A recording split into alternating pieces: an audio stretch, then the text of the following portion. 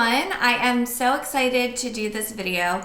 It's been about, I think, like 10 weeks since I was diagnosed with gestational diabetes. Since I've been diagnosed, it's been like a part-time job. What I want to do is just kind of go over the basics for gestational diabetes and then kind of what's worked for me.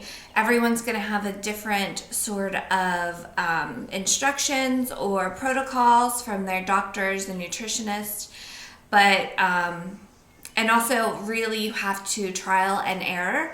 You have to figure out what's going to work and what your body works with. Sometimes it makes sense and a lot of times it won't make any sense whatsoever.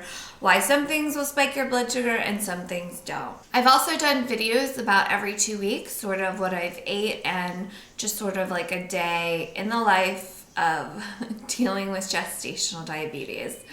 So you can check out that playlist. The first thing you need to do is walk. If you can get in as much walking as possible, that's great. As you are entering your third trimester and it gets harder and harder to get exercise in because you're tired, and plus you're also dealing with eating 6 times a day. So I try to do like a 15 to 20 minute walk after lunch and dinner, and I'll try to exercise as much as I can, ride the bike, go on walks, go on like one long walk, like 3 miles a week. So walks for some reason really do help get the sugar out of your blood. Don't know why, but it works. Second basic thing is you want to eat every 2 to 3 hours, whether that is 5 meals or 6 meals a day. I try to do about 3 decent sized meals and 3 snacks. Number 3 is to eat 1 salad a day.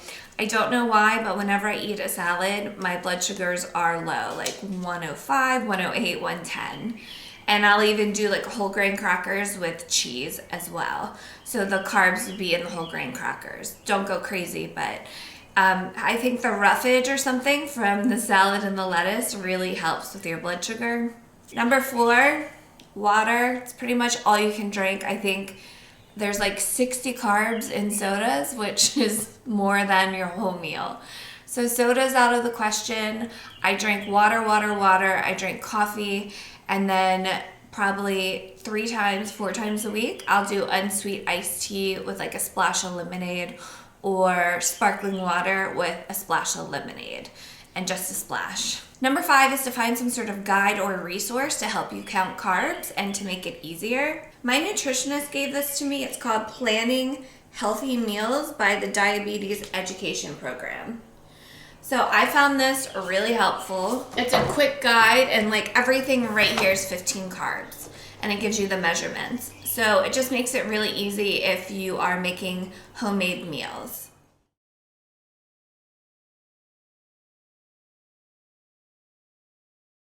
When I was first diagnosed with diabetes, I was so upset. I cried. I was really hard on myself. I thought it was something I did, and I think everyone should know that it's just your hormones taking over your body, and you should go easy on yourself. You should do your best to eat healthy and take walks because it is the best for the baby. But all the doctors have assured me if I did, or if I do need to go on insulin, that it's okay for the baby. And so if for some reason your hormones are just too strong and you can't get it under control through diet and exercise, or your life is just too crazy and stressful, then, take it easy on yourself, and you need to do what's best for your baby, whether that be insulin or working harder and trying to spend more time on meal planning, dieting, and exercise. If you're just diagnosed and you're very emotional and you're hard on yourself and you just feel down, like it's normal, and you're overwhelmed because like you have to change like your whole lifestyle. But once you get into a routine, it becomes so much easier, like after a week or 2, and you're really gonna get it down. And the other thing I remember in that first couple weeks is that I, was so nervous to see these numbers, and I would get so upset with myself when they were high. That's part of gestational diabetes. Like, you need to really figure out what works for your body. So it's going to be trial and error. So when you do have an error, just don't get too hard on yourself and just keep on trying and moving on to the next healthy meal. So my protocol from my doctor was to test my blood sugar. I have this little handy kit here. Test my blood sugar 4 times a day. When I first wake up, do not drink water. They wanted my blood sugar under 95, and then an hour after breakfast, lunch, and dinner, they want that blood sugar 140 or below. They gave me these logs to log everything that I eat with the estimated carb amount and the times and the blood sugars. So every Tuesday, I email my gestational diabetes nurse my logs. I keep everything out on this table, so it's out ready to go. After I eat breakfast, lunch, or dinner, I will tell Siri to set an alarm for an hour after, so I don't forget to test my blood sugar. Those are the basics, so I'm going to go over some of the tips. It's in no particular order. Just some of the tips that have helped me through gestational diabetes. And just to give you an overview, like I said, it's been 10 weeks. I've been dealing with it.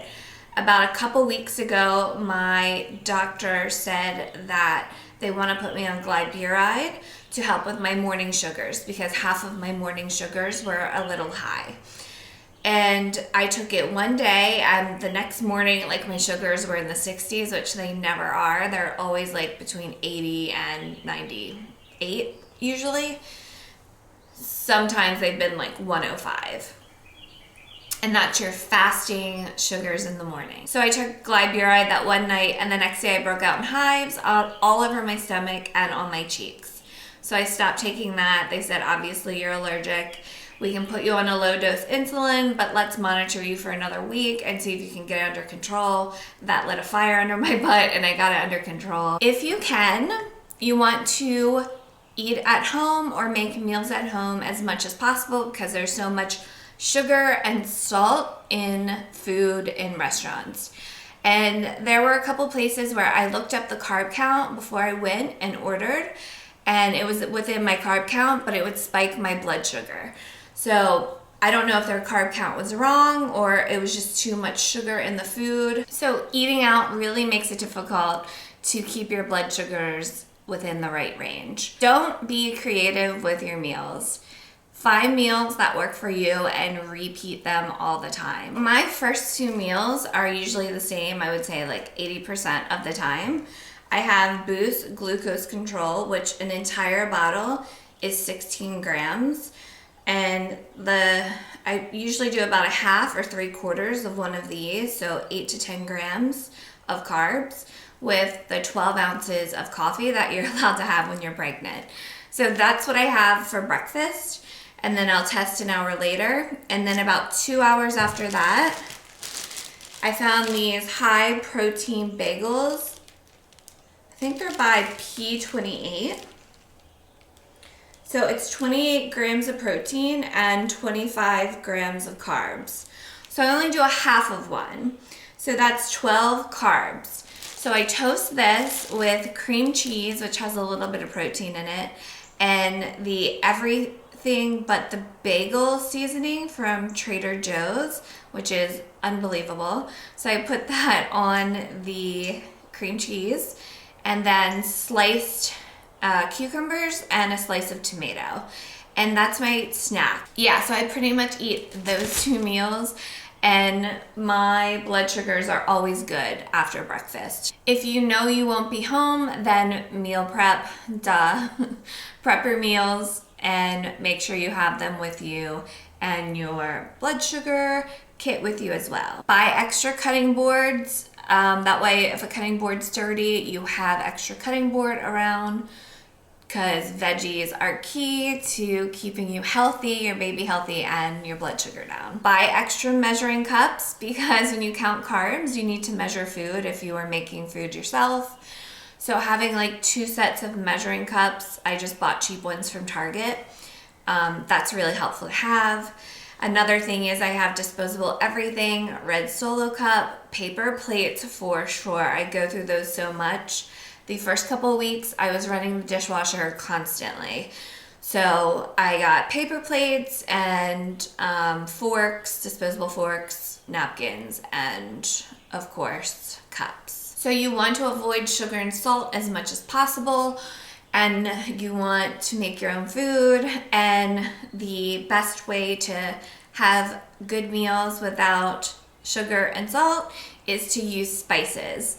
So I'm a vegetarian, so I mostly cook like I love Mexican food and also Italian food. So I'll show you some of the spices that I love, and then another one of my favorite meals is anything with cottage cheese. That's high protein. So I buy high quality vanilla extract and also Vietnamese cinnamon, which is a naturally sweet cinnamon. Cinnamon has been proven to help control blood sugar, and that combination with fruit and almonds is one of my favorite snacks. So cottage cheese with any fruit like berries or pineapple, almonds, fresh mint, and there's no sugar and no salt in any of that. I really miss fruit. My cravings right before I was diagnosed with gestational diabetes, I would make an enormous fruit salad with fresh mint and just mac down on that all day. You should not have fruit in your first 2 meals, like before noon. So sometimes if I do like a low carb meal, like salad only, I might have like a piece of dried fruit or like a couple berries. But I try to keep my fruit to my 4th meal of the day, so like my second snack. And then at late night snack, I will have just sometimes a little bit of fruit, but do not have fruit in the morning, and also milk in the morning. For some reason, milk can spike your blood sugar as well. In the very beginning, I tried yogurts. Yogurt, for some reason, spikes my blood sugar. Cottage cheese works perfect. So I avoid milk and yogurt as much as I can, and then I keep fruit to the end of the day snacks, or meal number 4 or meal number 6, or as like a end of the meal snack if I have low carbs that day. For some reason, ranch dressing like doesn't spike my blood sugar. I don't know why.